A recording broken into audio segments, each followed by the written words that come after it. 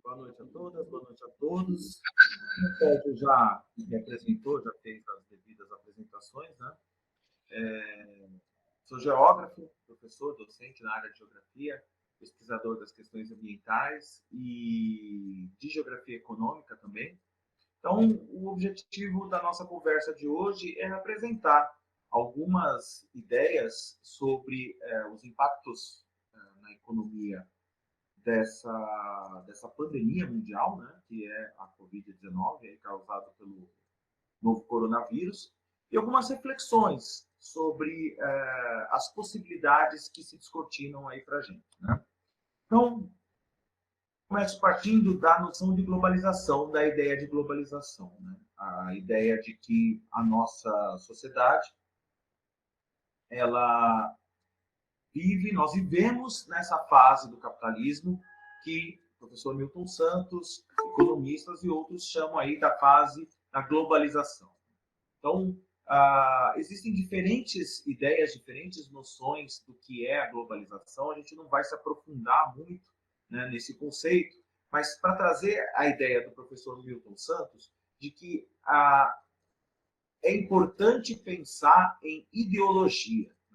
É importante pensar em um conjunto de ideias, em um conjunto de noções, de ordenamentos da nossa sociedade atual. Né?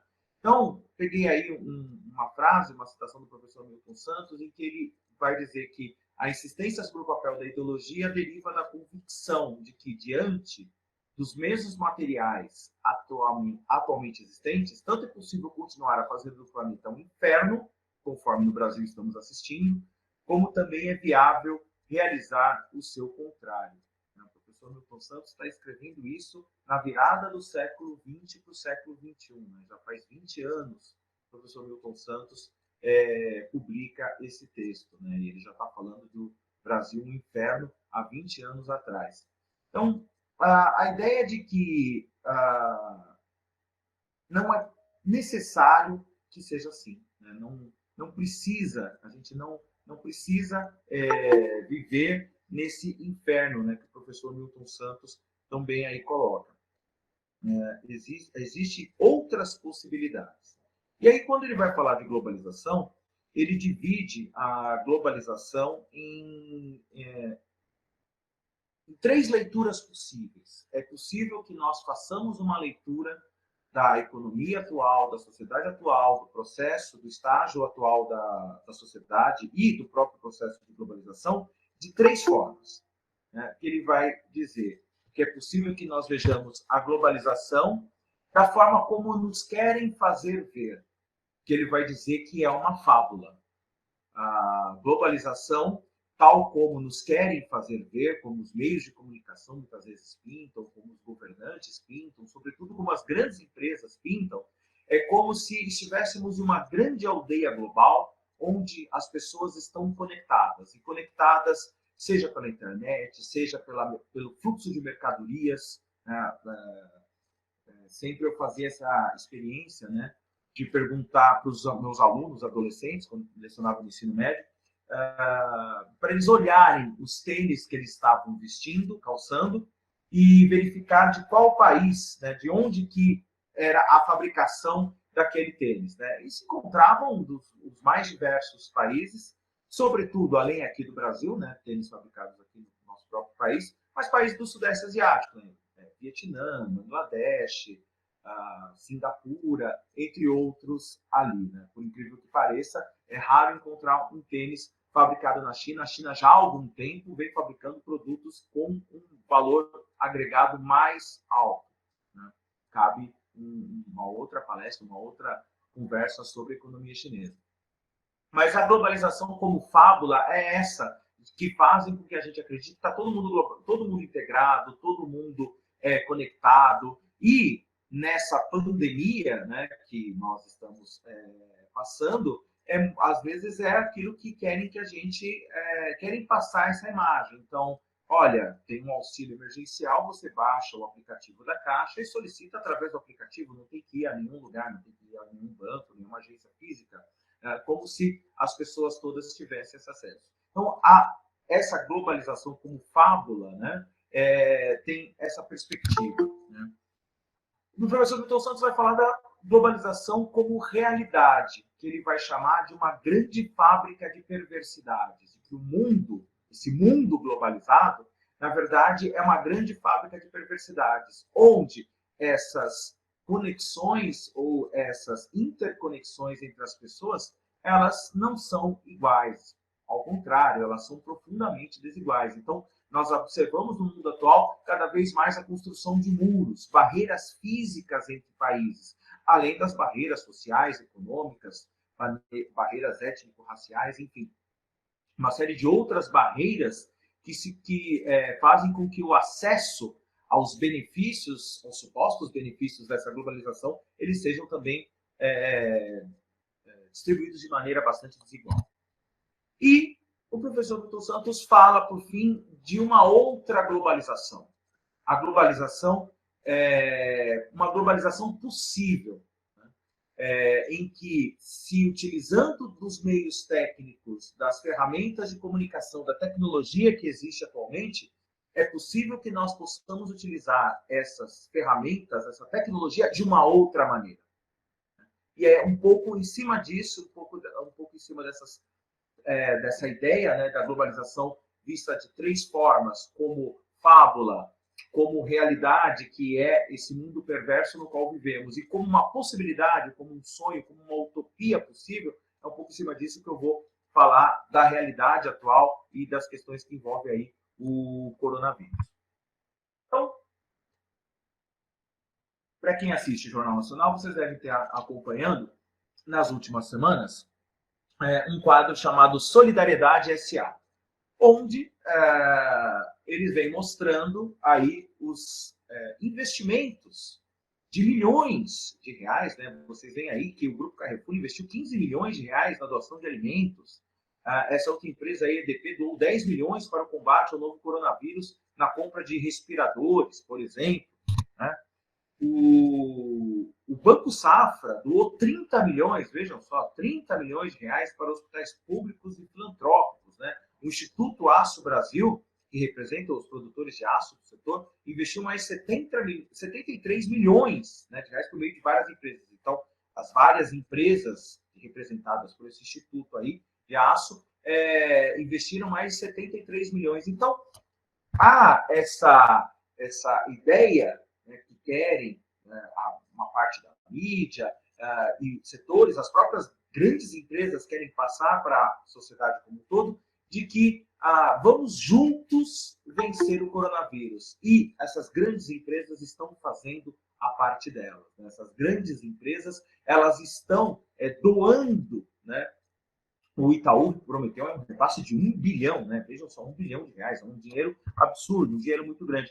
Então, essa ideia de que a solidariedade entre todos, como se fôssemos todos iguais, e que cada um fazendo a sua parte, isso seria suficiente, seria aquilo que precisamos para sair dessa fase mais difícil, para sair aí dessa pandemia fortalecidos, né? Então, ações de voluntariado são cada vez mais incentivadas, né? Pedidos de doações, pedidos para engajamento em campanhas, muitas delas organizadas aí por grandes empresas, grandes fundações, grandes instituições que respeitam, que representam essas empresas, né? Aí eu peguei uma propaganda do governo do Distrito Federal, inclusive, né? Então, uma coisa do governo, uma coisa estatal. E aqui eu peguei do governo do Distrito Federal, mas poderia pegar de várias prefeituras, de municípios do Brasil inteiro, de governos de outras unidades da federação, de outros estados, fomentando essas ações de voluntariado, fomentando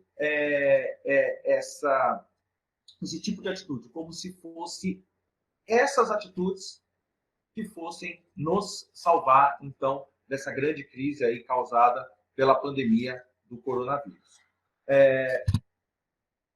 Mas a realidade, no entanto, ela se mostra um pouco diferente, né? Ela se mostra um tanto quanto perversa. Eu peguei aqui essa charge, né, que mostra aí esses muros no quais bilhões de pessoas estão atrás e que veem seus ecossistemas destruídos, ou seriamente comprometidos, enquanto seus recursos naturais, como o petróleo, são cercados, expropriados, tomados, e uma pequena parcela aí da população dentro desses muros supostamente segura aí desse mundo caótico, né? Então, a realidade ela não é exatamente essa dos grandes milionários que estão fazendo a sua parte e doando o fruto, né, do trabalho desses grandes milionários.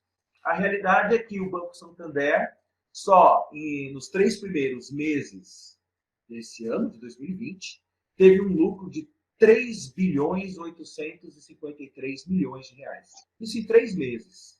Então, quando a gente vê que o Itaú prometeu doar 1 bilhão, o Santander, por exemplo, poderia pegar aqui vários bancos, empresas, né, os valores milionários que essas grandes empresas elas têm aí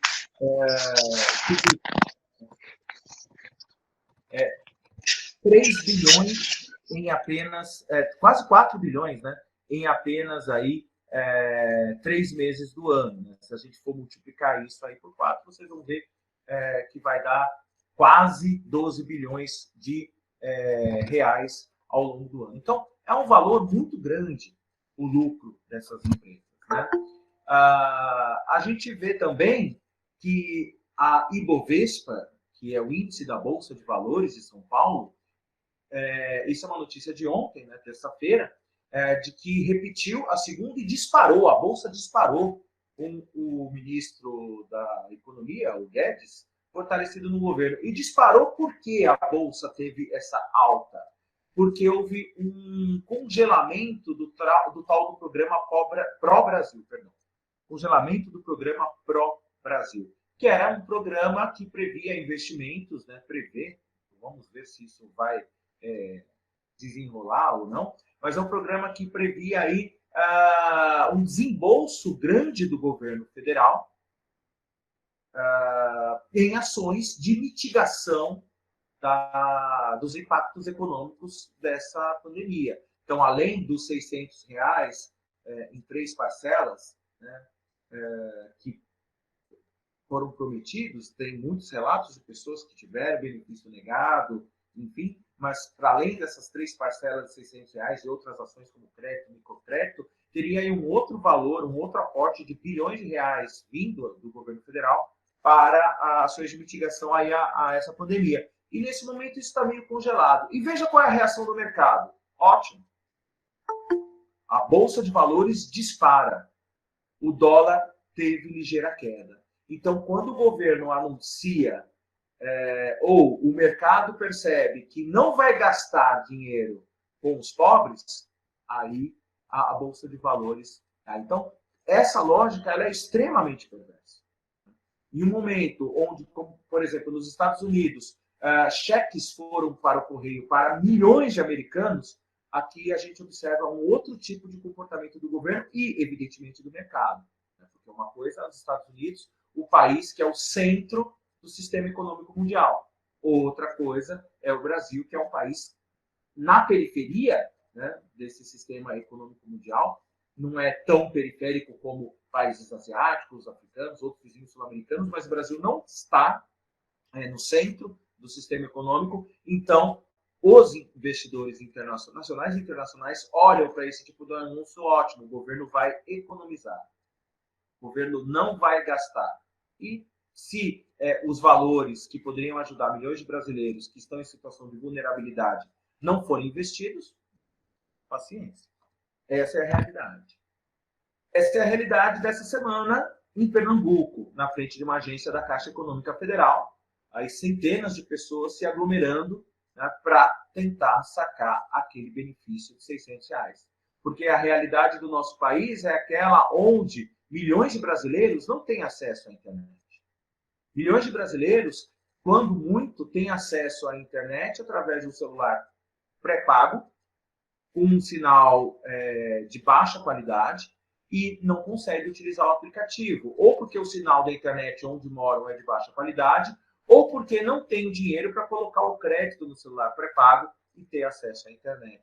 não são todas as cidades do Brasil, como a gente tem aqui em São Paulo, que tem lugares onde tem internet gratuita em algumas praças, que também não é, nesse momento, recomendável, né, sair das praças para utilizar a internet gratuita, mas muitas vezes é o que as pessoas têm. A realidade é, como também segunda-feira em Salvador, pessoas com água nas canelas, depois de uma chuva, fazendo fila em frente à agência da Caixa Econômica Federal para tentar sacar esses R$600. Então, a realidade ela é bem diferente daquela que essas grandes empresas querem nos mostrar. Né? A realidade não é de que todos podem ficar em casa. Eu vejo com muita curiosidade e atenção os indicadores que vem caindo aqui em São Paulo, por exemplo, né? Ontem e anteontem, no estado como todo, esteve abaixo de 50%, né? Mas eu, né, ainda bem, e muitos de nós temos a possibilidade ou do home office ou de não precisar sair para trabalhar nesse momento, mas a gente sabe que essa não é a realidade de uma parcela significativa, para não dizer maioria da população brasileira, que se não sair para vender o seu produto no shopping trem, né, como nessa foto aí, não tem o alimento para a família no final do dia, ou o dinheiro do aluguel. Então, a realidade que se apresenta para nós no Brasil e em várias outras partes do mundo, devido a essa crise do coronavírus, ela é bem diferente. Né? A França, por exemplo, 23% do seu PIB é oriundo do turismo. Não está tendo turismo nesse período. Então, vejam, 23% é um impacto significativo. A China teve uma redução de 8% no seu PIB aí no primeiro trimestre. Não é um crescimento negativo, né? Diminuiu de tamanho a economia chinesa. Isso não acontecia desde o final da década de 70, de 1970, 40 anos atrás. Aqui no Brasil mesmo, muitas, além, né, dessa economia informal, quantos pequenos comerciantes já não tiveram que fechar as portas? Eu não estou querendo dizer com isso que devemos voltar a todas as suas atividades, incentivar, fazer o discurso, né, do presidente de que a gente tem que voltar à atividade econômica. Mas será que não seria possível que esses valores chegassem de uma maneira mais rápida à população? Será que não seria possível um investimento maior do governo, ao invés de segurar o dinheiro, para que essas pessoas em situação de extrema vulnerabilidade não precisassem abrir seu pequeno comércio, ou falir, ou ir para as ruas, ir para os faróis? Aqui em São Paulo mesmo, eu peguei trem, peguei metrô nesse último mês e meio, algumas poucas vezes. E no trem, uma grande fiscalização, né, para quem é daqui de São Paulo, da CPTM, né, os seguranças da CPTM fazendo uma fiscalização muito mais ostensiva do que o normal, mas mesmo assim a gente vê que tem muitas pessoas que enfrentam o risco da contaminação, enfrentam o risco de ter os seus produtos tomados por esses agentes fiscalizadores para poder levar o sustento para casa no final do dia. Então, é isso que eu estou querendo chamar a atenção de vocês, né? Não é o discurso de que temos voltar à atividade, ao contrário, é o discurso de cadê a Seguridade Social?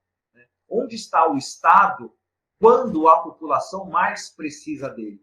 A realidade, que é muito perversa, é que o Estado está mais preocupado com o índice da Bolsa de Valores do que com a população, como a gente até viu, né? Declaração ontem do presidente, né, perguntando o que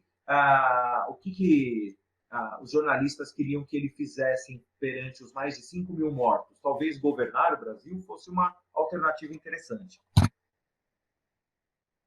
E se a gente então, né, tem um momento que é a globalização, que é esse momento que a economia e o mundo vem passando aí, através da globalização, um aprofundamento dessas desigualdades, é possível uma outra forma de encarar? É possível uma outra forma de fazer? Existe a possibilidade de uma utopia possível dentro desse horizonte? E aí, de novo, eu vou pegar aqui uma citação do professor Milton Santos, onde ele diz que as bases materiais do período atual são, entre outras, a unicidade da técnica, a convergência dos momentos e o conhecimento do planeta. É nessas bases técnicas que o grande capital se apoia para construir a globalização perversa de que falamos. Mas essas mesmas bases técnicas poderão servir a outros objetivos, se forem postas ao serviço de outros fundamentos sociais e políticos. Ou seja, a base material está aí, a tecnologia está aí, o conhecimento do planeta, dos ecossistemas, dos recursos está aí. A forma como nós organizamos, utilizamos isso é que pode ser diferente. Né? E aqui eu vou trazer alguns exemplos disso. Né? Então, um movimento que eu estou vendo que é bastante interessante é o de comprar do bairro, de comerciantes locais. Então, ao invés de comprar das grandes redes que pagam para anunciar no Jornal Nacional que estão fazendo ações solidárias, né? Não pensem vocês que o Jornal Nacional, que a Globo está mostrando que o Itaú, Banco Safra, que o Carrefour está investindo milhões, que aquilo a Globo não está ganhando nada com isso. Publicidade paga dentro do jornal, evidentemente. Né? Então, ao invés de ir ao Carrefour, por exemplo, fazer as compras, utilizar o comércio local, utilizar o comércio do bairro. Né? Essa é uma possibilidade. E a tecnologia pode servir para isso. Eu recebi via WhatsApp vários contatos de o comerciante de fruta, o comerciante de legumes, o comerciante de peixe, o mercadinho, que vem trazer aqui no mesmo dia, aqui onde eu moro em Pirituba, tem um mercadinho local que eu faço compra, eu passo WhatsApp para o dono do mercado, no mesmo dia, no final da tarde, ele vem trazer as coisas aqui. E anota na caderneta, quando eu receber o meu salário, eu vou pagar para ele de uma vez. E isso a gente sabe que existe no Brasil inteiro, né? Ainda essa cultura da caderneta, do anotado, comprar fiado. E nesse momento essas redes de solidariedade elas podem ser acessadas. Né? Hoje uma reportagem bastante interessante que saiu no jornal, no Clarim chileno, falando que os holandeses avançavam, né, nas projeções do cenário pós-pandemia, propondo um modelo econômico baseado no decrescimento, quer dizer, na diminuição da economia, não no crescimento econômico, mas numa diminuição da economia. Eu achei interessante, eu queria trazer aqui, são cinco propostas, né, que os acadêmicos, cientistas sociais e os economistas holandeses propõem. Então, primeiro, sair de uma economia focada no crescimento do PIB, né, no crescimento econômico, para diferenciar entre setores que podem crescer e exigir investimentos, como setores públicos críticos, energia, educação, saúde, e setores que devem diminuir radicalmente, né, petróleo, gás, mineração, publicidade, etc. Então, esse crescimento ele pode ser um pouco mais ordenado, a gente pode pensar pós-pandemia, que setores que nós gostaríamos que crescessem. Né? Tem um texto, até depois, quando eu for pedir para o Sérgio passar para vocês, na lista de contatos, de quem preencher lá o formulário para o certificado, um texto pequeno do Bruno Latour, que é um filósofo francês, onde ele propõe uma lição de casa, 5 perguntinhas, 5 ou 6 perguntas, né?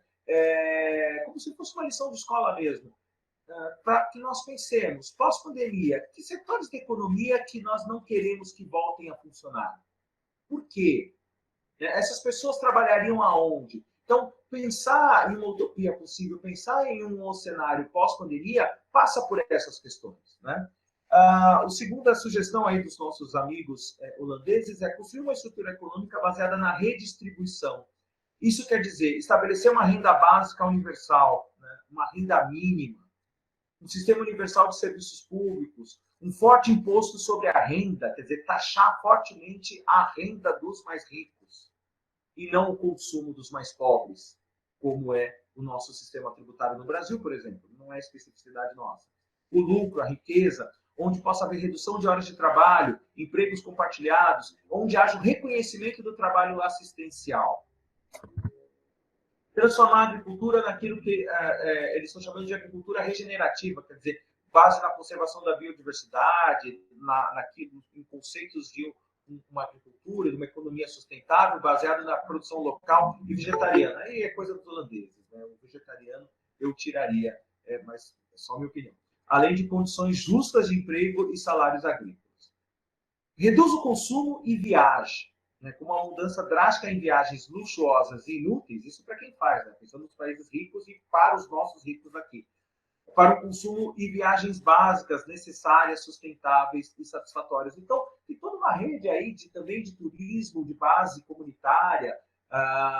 Eu já fiz muito e conheço muitas pessoas aqui no interior de São Paulo, no Vale do Ribeira, comunidades tradicionais, quilombolas, por exemplo, que praticam um turismo de base comunitária. Então, você vai viajar para o local e você fica na casa das pessoas ou fica ali pequenas pousadas que são construídas dentro da comunidade. Isso é o que a gente chama de turismo de base comunitária. Então, diferente do modelo dos grandes resorts de luxo, então, para países que têm a sua economia fortemente baseada no turismo, e algumas cidades, estados brasileiros têm a sua economia fortemente baseada no turismo, isso pode ser algo interessante. E aí, a sugestão 5, que para mim é a mais fundamental, cancelamento da dívida, especialmente de trabalhadores e proprietários de pequenas empresas, bem como de países do sul global, né, de dívidas de países com instituições financeiras internacionais. Cancelamento da dívida. Ou seja, se a gente quiser uma retomada da atividade econômica e se a gente quiser um mundo pós-pandemia diferente, a gente teria que pensar muito seriamente nas dívidas das pessoas mais pobres, das pequenas empresas, dos microempresários, dos microempreendedores individuais, perante o setor financeiro. Né? A gente viu o Santander, só o Santander, imagine todos os bancos, né? Itaú, Unibanco, Bradesco, Banco Safra, né? O próprio Banco do Brasil, que é público. Quantos bilhões de lucro eles não estão tendo? E que não estão parando de lucrar com esse cenário aqui de pandemia.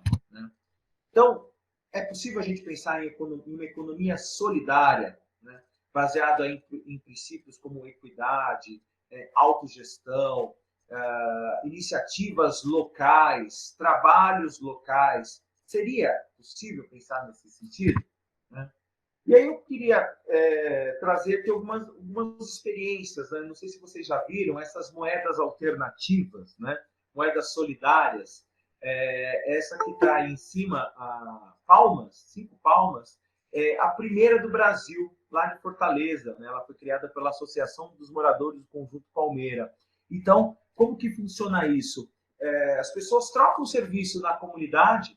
Então, você tem a pessoa que conserta, faz uma instalação elétrica, um conserto elétrico, um conserto de um eletrodoméstico, ou faz uma instalação de um software no computador, ou faz um pequeno reparo de alvenaria numa casa, vende um produto muitas vezes, e aí, ao invés de ser pago com dinheiro, você paga com essa moeda alternativa que circula dentro da comunidade. Então, esse é um modelo da Ásia, mas aqui no Brasil a gente já tem muitas iniciativas. Né? Então, essa desse dinheiro local, comunitário, palmas, é o primeiro do Brasil, lá de Fortaleza. É gostoso, né? Muito, muito curioso essa moeda, né? Que é lá de uma cidade do Rio Grande do Norte. Aí a gente está vendo 50 centavos de gostoso. Imagina 100 gostosos, como que deve ser gostoso, né? Trocar essa moeda no comércio local. E aqui a Mumbuca. Né? A Mumbuca, eu trouxe que é a primeira moeda eletrônica, a primeira moeda solidária eletrônica. Então, lá do Rio Grande do Norte também foi criado uma ferramenta eletrônica onde as pessoas pudessem fazer um depósito desse dinheiro. Então, além do papel, né, de circular a Mumbuca, ou o gostoso, ou as palmas ali, né, em papel pela comunidade, existe a possibilidade disso ser via eletrônica e o pagamento ser através do QR Code, ser através aí de ferramentas eletrônicas, e as pessoas têm esse banco popular, o Banco Mumbuca, e ao invés de depositar reais, são depositadas mumbucas, e essas mumbucas podem ser trocadas ali na comunidade local. Então, são ações, né? São ideias, como existe a ideia do black money, né, de fazer o dinheiro circular. Isso é uma ideia que vem de fora do Brasil, de fazer o dinheiro circular entre a comunidade negra, investindo, incentivando iniciativas de pessoas negras, seja para pequeno comércio, médio comércio, empreendedores, enfim, para que o dinheiro circule. Então, em países como nos Estados Unidos, onde a questão racial ela é escancarada, não aqui, que ela é escondida, isso tem uma grande penetração e trilhões de dólares circulam dessa forma por lá. E eu queria encerrar a fala aqui com vocês hoje com uma frase, né, do professor Milton Santos, onde ele diz o seguinte: existem apenas duas classes sociais, as do que não comem e as do que não dos que não dormem, com medo da revolução dos que não comem. Ou seja, enquanto uns passam fome, outros têm medo dessa revolução dos que passam fome. E pensar aí numa utopia possível é começar, né, pelo sonho do geógrafo Josué de Castro, em um mundo onde ninguém precise passar fome. Obrigado pela atenção de todos, de todas.